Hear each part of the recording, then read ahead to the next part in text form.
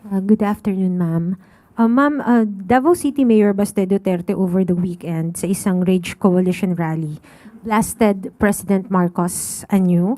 Ang sabi niya, walang achievements ang Pangulo and instead, quote-unquote, he brought back drugs, brought back criminality, and brought back corruption.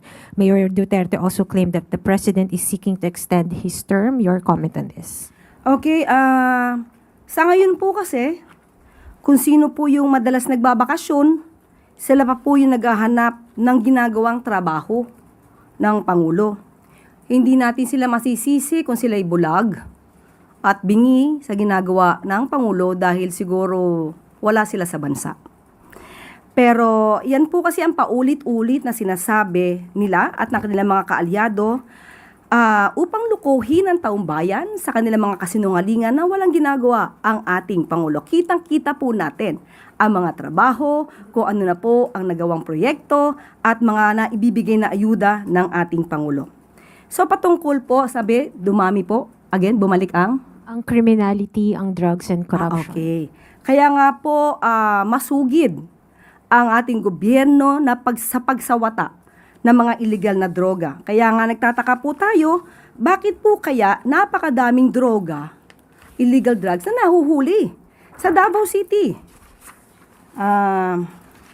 Ito po, katulad po nito.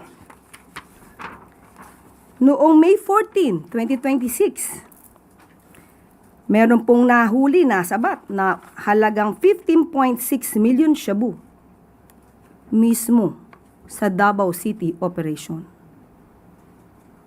Hindi po ba sakop niya ito?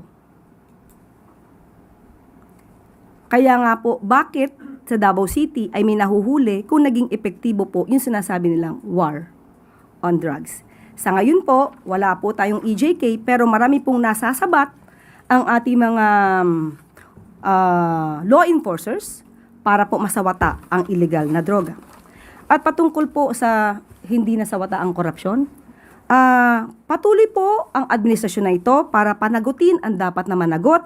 Ang isa po na umami na korap at nagnakaw sa pondo ng bayan ay nasa dahig na po.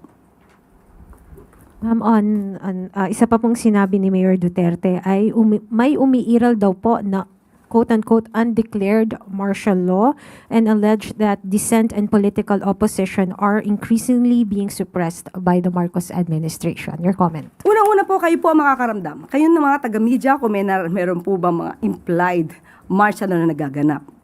Ang pagbibigay ng kalayaan at hindi pagsawata at hindi pagkitil sa mga taga-media at iba nating mga kababayan ng kanilang karapatan, lalong-lalo na itong freedom of the press and freedom of expression. Hindi po ito sinasawata ng Pangulo. Mas naramdaman ito sa panahon ni dating Pangulong Duterte.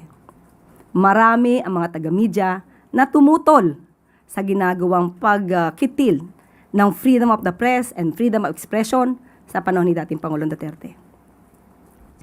Ma'am, follow up lang po yung kay Tina Maralit. Yun po sa mga sinabi po ni Mayor Baste, paano nyo po siya i-describe? Lalo na po alam natin na marami pa rin pong supporters ang mga Duterte. And ma'am, kung ano po yung mga sinasabi niya, may balak po ba na kasuhan? Or hayaan na lang ang isang Mayor Duterte na magsalita against kay Presidente po?